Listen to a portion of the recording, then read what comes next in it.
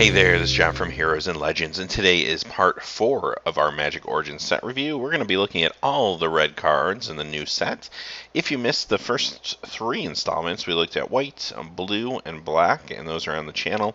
Tomorrow we'll look at all the green cards, and then Wednesday we'll wrap up with the rest of the set. So just want to take a second to thank all the new subscribers. Again, a lot of people have found us during the Magic Origins spoiler season and the set review, and we really do appreciate that, so thank you. So, without any further ado, let's jump into the cards. One of the themes you're going to see here in red are they have a lot of very strong limited cards. Red looks like a strong limited color.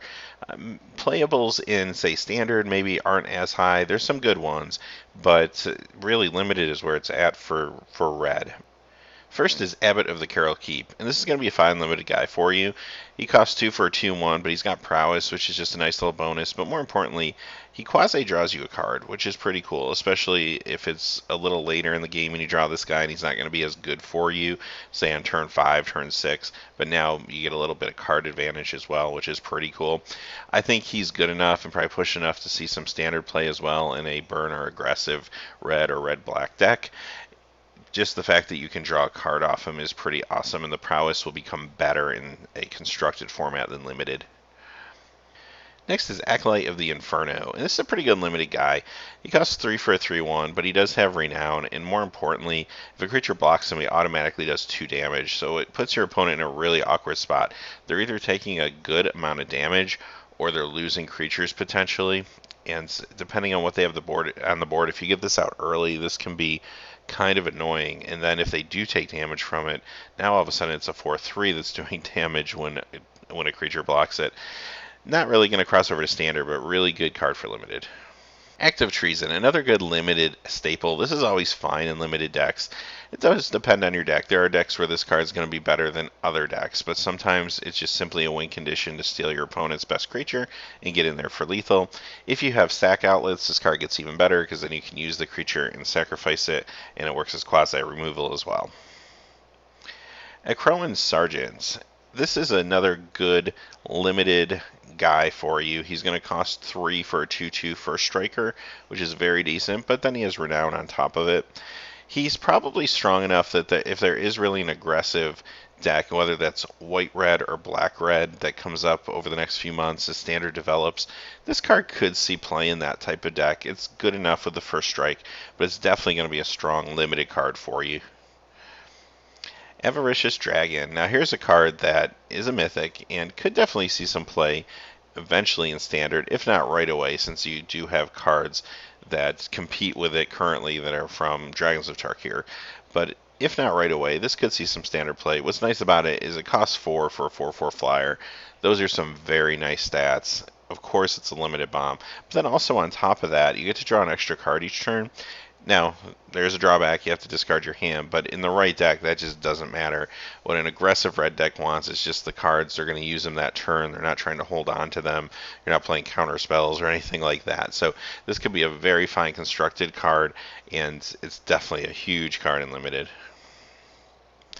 Bellows Lizard. This card, of course, being a reprint, we've gotten to play with it before.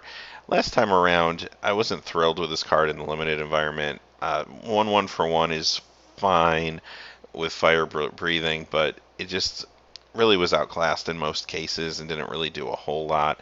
There are some decks, if you have a lot of support of direct damage, where you're going to be able to get this guy across more consistently, he might be fine in that limited deck, but a lot of times he won't make your cut.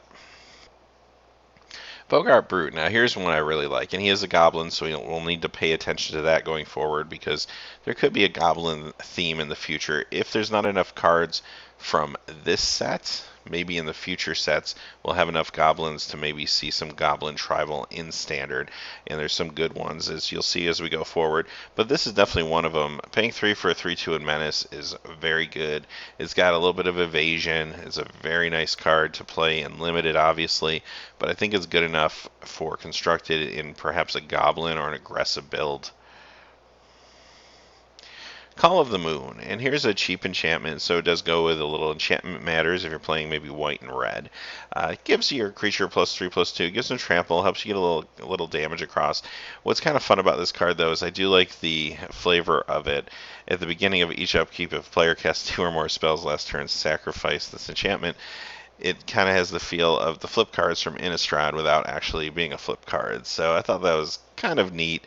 As far as playability goes, obviously it's probably mostly for limited. It's not a great card in most decks because you open yourself up to a 2-for-1 situation. But if you have some Enchantment Matters themes going on, it becomes a lot better. And that brings us to Chandra. And Chandra, I don't know, she was a little disappointing to me, quite honestly. But let's analyze her. There are situations where she'll be decent. She's going to be good in a burn deck, basically, and that could potentially be a standard burn deck. It could be a deck that has a strong burn theme in limited. But overall, I mean, she's still going to do great work for you in limited. I guess the big question is she good enough to get into standard? Well, she comes into play as a 2/2 for 3, so okay. I think she'd be much better if she had haste. I think that might have pushed this a little more for me, but without haste, you just feel like you're kind of waiting around a little bit. So you have a couple options now to activate her. If you can attack and get in for 2, now this is probably turn 4, so it's probably unlikely unless you have a lot of burn to support her. That's good, and then maybe you get a cheap burn spell to untap her, and she can ping something, and she flips. So she's not always going to be easy to flip. Yeah, in Magical Christmas Land, you're going to have 2 shocks in your hand, and you're going to be able to flip her no problem. Your opponent's not going to have any creatures to block her. It's going to be awesome. But in reality, I feel like you're going to be in situations where you get very frustrated, where she's stuck as just a 2/2 that can maybe ping a player, and again, it's not even target creature, it's just target player, which again is another kind of weak spot. She finally does flip. She comes in with 4 loyalty counters, which is fine, but her only plus ability deals 2 damage to target player. Now granted, if she attacks for 2 and then you untap her and you play maybe say a shock type spell and do 2 more damage to an opponent, untap her, now you've done 1 more damage to an opponent. So at that point you've done 4, 5 damage. You flip her, now you can do 2 more damage. Now it's 7 damage. That's pretty good. I mean, it's a third of your life, basically, a little more than a third of your life. So in that scenario, she's fantastic. The only problem is you just can't count on that scenario. And then once she is flipped, the other issue with her too is it's very hard for her to defend herself. She does have a way to deal 2 damage to a creature, but it's also a -2 ability, and it's probably not going to be really good enough to consistently defend herself. Her ultimate's great. I really like her ultimate. It's another one of those ultimates that's very strong. You probably won the game, but it doesn't necessarily make your opponent completely lose hope. They have maybe a couple turns to react to it, which I do like that design, but it's still very strong. But it's going to take you a while to get to that point of being able to -7 her. Overall, I guess my conclusion is she's going to be fine for you in limited. Planeswalkers usually are. If nothing else, they can absorb a little damage. She might become very frustrated in limited in certain decks because you might not be able to get that 3 damage across easily. It's going to be much harder to do in limited. But she's an okay creature for 3. As far as standard goes, if you have a burn deck that's kind of built around her, she becomes much better. So I could see her maybe being a 1 of, 2 of in some burn decks to maybe try to sneak out some quick damage. It's going to be very interesting to see how good this card actually is. I have my doubts about this one. This is probably my least favorite of the 5 Planeswalkers, but time will tell, and we'll see how she does. Chandra's Fury, and this is a card that sees some limited play back in the day when it was limited legal, and it's a fine card in limited. You get to do 4 damage to a player. Sometimes that's just good enough, and the 1 damage to each creature is a decent effect. It doesn't always help you, but it's nice that it's there. It's also at instant speed, which is fantastic. Can't say enough good stuff about that. So you have a very good spell in your limited build. Next is Chandra's Ignition, and this is a good limited card, but this could also be a very fine standard card in the right deck. Basically, this is strong enough. It's a 5 mana possible board sweep card. You get it's at sorcery speed, so it's a little slower, but target creature you control deals damage equal to its power to all other creatures in each opponent. So it can put across a nice amount of direct damage. It can possibly board sweep under the right conditions, but leave you with a creature. This is going to also be a really fine commander card because this could be a nice board sweep in the commander format. Really like this card. It's priced very aggressively for a red board sweep-ish type card. Typically, those effects in red cost you a lot more, but really like this card. It's going to see a lot of play in different places. Cobble Broods. And this guy's fine in limited. If you played with him before, I think it was Return to Ravnica. 5/2. I mean, a lot of times he just simply works as a removal spell to kill off a creature. He can block a Siege Rhino, so hey, you got that going for you. He's just a fine guy. He'll do a little work for you. He's not always going to make your cut in your red deck if you have better cards, but he'll do okay.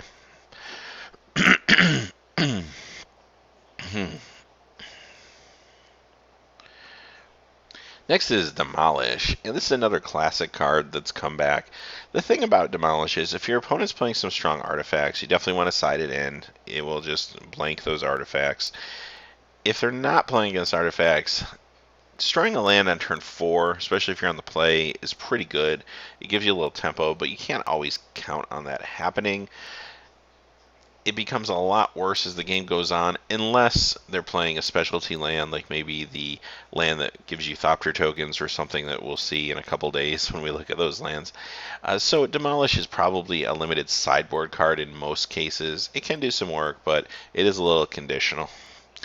Dragon Fodder. And this is always a really fantastic limited card if you played with it.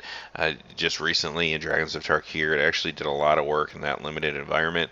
It's a very fine card, so if you play this, you get 2 1/1 red goblins. That's going to do a couple things for you. There are some strong goblin synergies, one in particular that we're going to see in a few moments. There's also some sack spells that get more powerful if you sack a creature. This will go very well with that. And sometimes it's just good enough to get a couple 1/1s on the board and slow down your opponent, maybe make some profitable blocks with them until you get your momentum and start drawing into your burn spells and stuff. This is a very fine card in limited. Embermaw Hellion. I like this guy a lot. He costs 5 for 4/5, and he's got trample.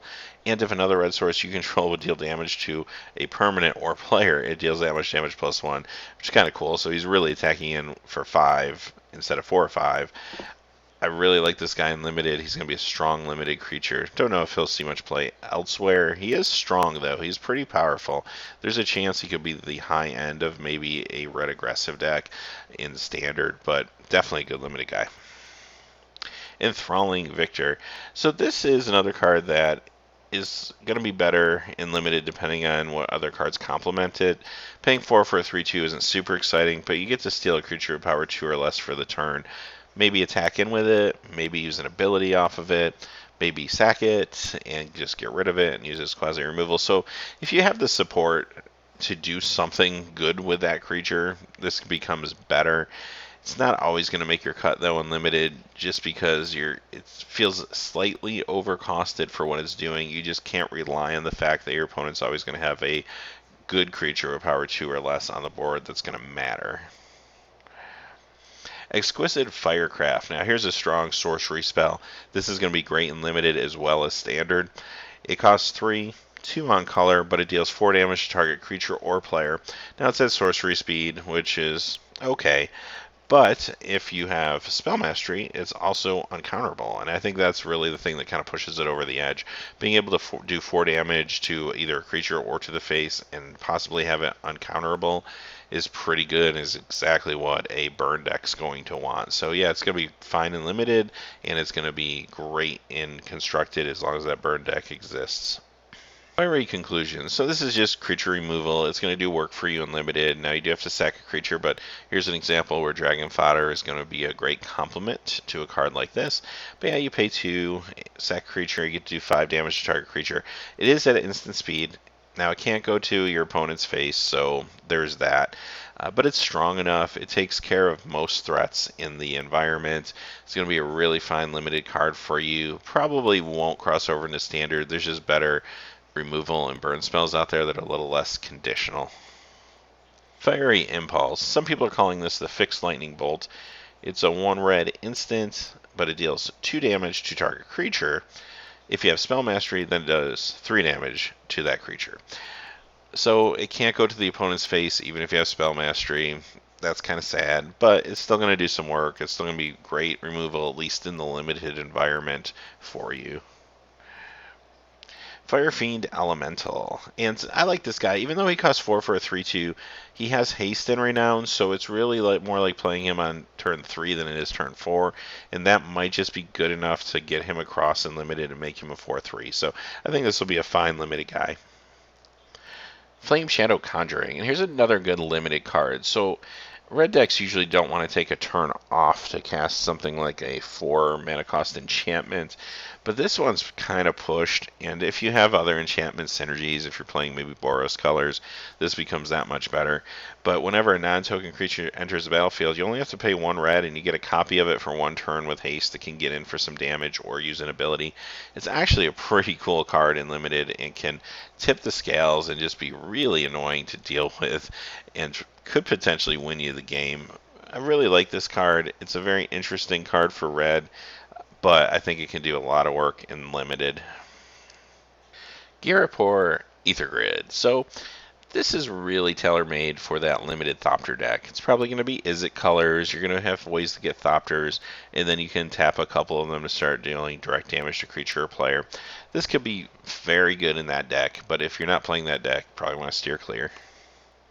Gearcrafter. Now, there's a few cards like this in both blue and red. They're just overcosted really for what they are, but you get a Thopter token. So you're paying 3 for a 2/1, but you get a Thopter token. Again, this is going to be fine in the Thopter strategy. If you're playing that synergy and you got that Izzet deck and you're making Thopters and you're doing your thing, this is going to be just fine and limited. If you're not really planning on doing that, this becomes a lot worse. Goblin Glory Chaser. And here's a pretty strong offensive Goblin. He's a 1-drop 1/1, but he's got Renown 1. And as long as he's renowned, he has Menace. So makes him difficult to block, especially in the early game. This guy, if there is a Goblin deck that makes it into Constructed, he's going to be a part of it. And he's going to be a very fine creature for you, especially if you have other Goblin synergies in Limited. So this, watch out for this one. Looks pretty simple, but could be a strong card. Goblin Piledriver, and this card is a huge reprint, probably the biggest reprint of the set. Costs 2 for 1/2. He's got Pro Blue, and whenever he attacks, it gets +2/+0 until end of turn for each other attacking Goblin. Just in standard, take a moment, think about this with Rabble Master. It's crazy. You start thinking about some of the other Goblins that are in this set that are actually pretty good and pretty powerful, that have Menace, and this can get pretty nuts pretty fast, I think. So I think the pieces are there for a standard Goblin deck. If they're not quite there, Zendikar will probably round it out and make it very, very possible. On top of that, just bringing Goblin Piledriver into now the modern format, I think there's a lot of potential for it to see play there. Goblins could become a modern thing with some of the pieces that it's gotten from this set. Let's face it, I mean, this card is great, has been traditionally great in Legacy. There's been times it's been used in Vintage. It can be powerful. Now, in those old formats, blue is such a powerhouse that protection from blue means a little more than it does in, say, modern, standard, or in the limited environment. But it still means something, and it's still going to be a great card for you, and it's very cheap, aggressively costed, and can be a powerhouse.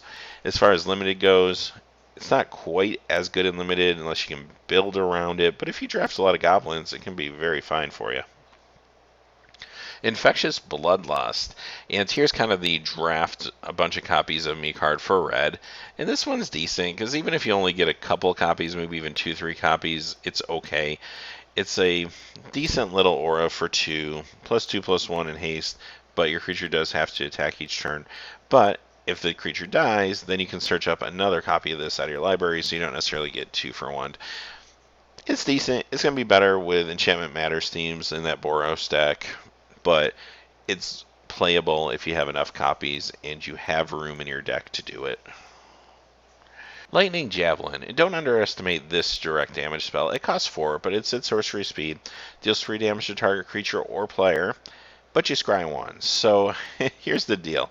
It's a very expensive lightning bolt at sorcery speed that lets you scry. Is that good? I guess time will tell, but that's going to be great and limited for sure. And don't underestimate Scry. Scry can be very powerful. It might be just good enough to make it into a standard burn deck, as long as there's not better options out there as we move forward in the environment. But definitely a great limited burn card. Majoring Bully. And this guy's good if you can get him out quickly. He's much better on a turn 2, obviously, than a turn 4.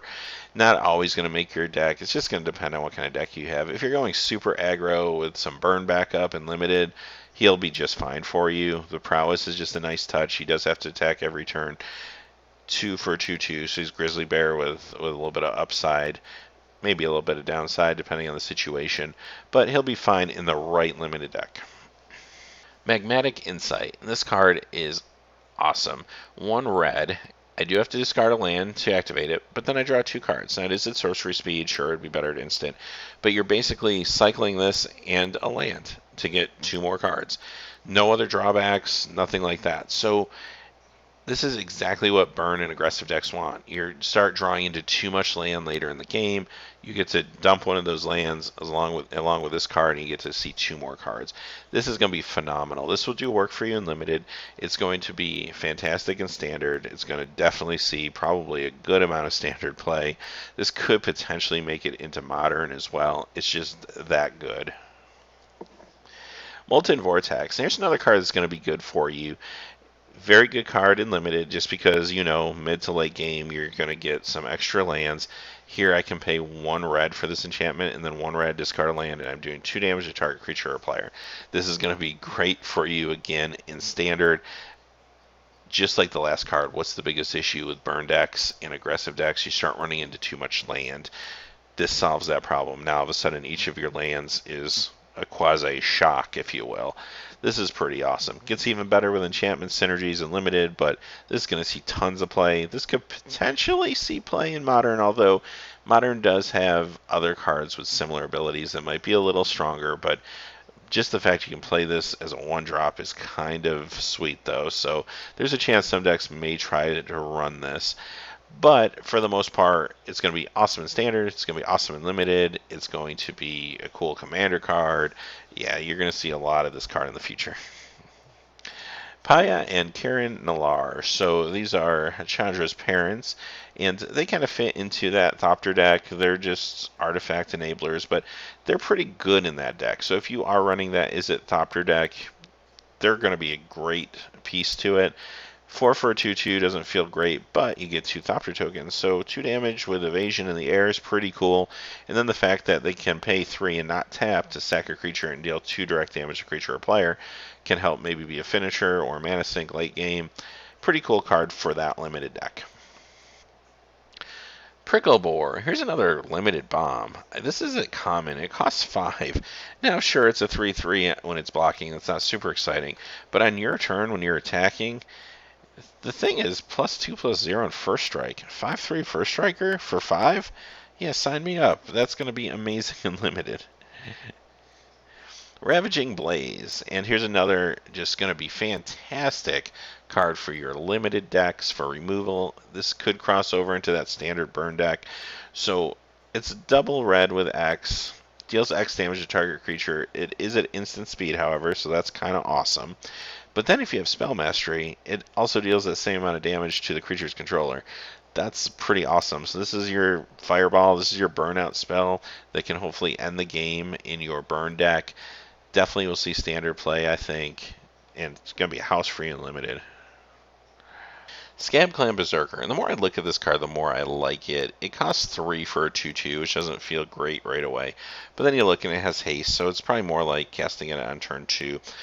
Renown 1 is key to this card. You really want to have it get in for damage so you can renown it. And at that point, whenever your opponent casts a non-creature spell, it's going to deal 2 damage to that player. Now, that's going to be really good in constructed when decks are going to be a little less creature-centric. This could be very good in, say, a burn mirror. So maybe it's going to be a sideboard card in standard. I don't know. It could be strong enough to be main decked, but definitely I think we'll see sideboard play.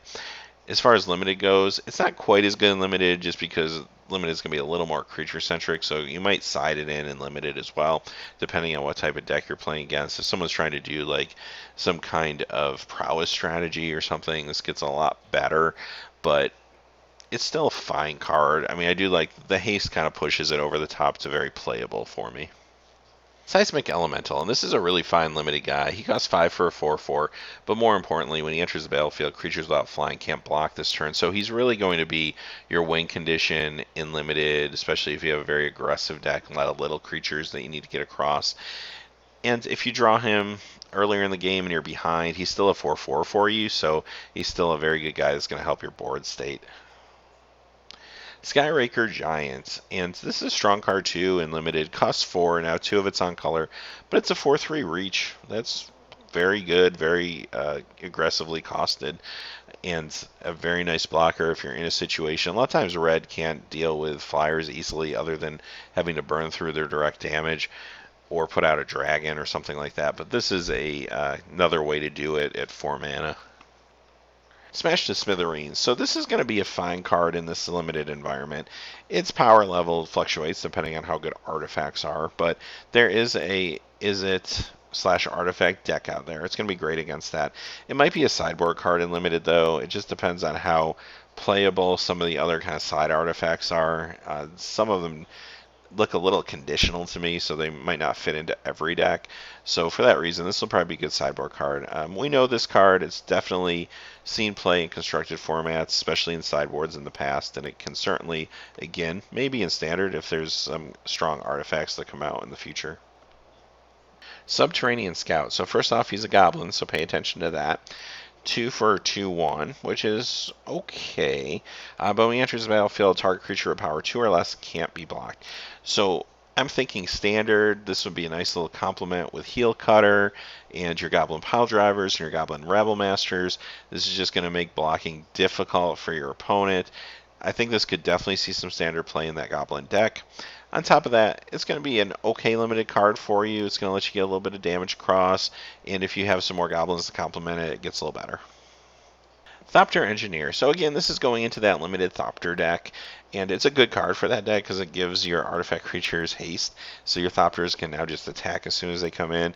It's at the uncommon spot, so you'll see some copies of this floating around in a draft, so definitely a good card to complement that deck. Titan Strength. So this is a decent combat trick in limited. We know it's good. We just saw it in Theros block. Only costs 1. Target creature gets +3/+1, which is pretty awesome. But then you also scry 1 on top of it. So this is phenomenal in limited. You'll play it. It's going to be great for you. And finally, our last card of the day is Volcanic Rambler. And this guy's a little expensive, but in limited, he's just going to be fine. He's only 1 red, so if you had to, you could even splash him. But his ability probably makes him better in a more dedicated red deck. Costs 6 for a 6/4. Okay, that's alright. But then he's also a nice mana sink late game where you can pay 3 to do 1 damage to target player. Sometimes that's just enough to kind of finish it off if he's the high end of an aggressive limited red or red and black or red and white deck, and you just need to get a few more points of damage across and you're kind of at a stalemate. So this guy will do some work for you in limited. And having said that, those are all the red cards for Magic Origins. Tomorrow we will be back with the green set review, and then we'll finish up on Wednesday with everything else, and then we'll be through Magic Origins spoilers and set reviews. So we'll be able to, I actually have a lot of videos that I've been wanting to put out there for a while. So I have another Modern Masters draft. I definitely have some more pack openings I'd like to get out there for you guys. So we'll have all sorts of variety coming up in the next week. So hey, as always, thanks for watching. Please remember to like and subscribe, and have a great day. Hey, thanks as always for watching. If you're still looking for quality Magic the Gathering videos, click on one of these annotations. And if you hadn't had a chance yet to subscribe, smash that subscribe button so you don't miss any of the breaking MTG news, spoilers, set reviews, crazy product openings, or gameplay videos on Heroes and Legends MTG. Talk to you again soon, and have a great day.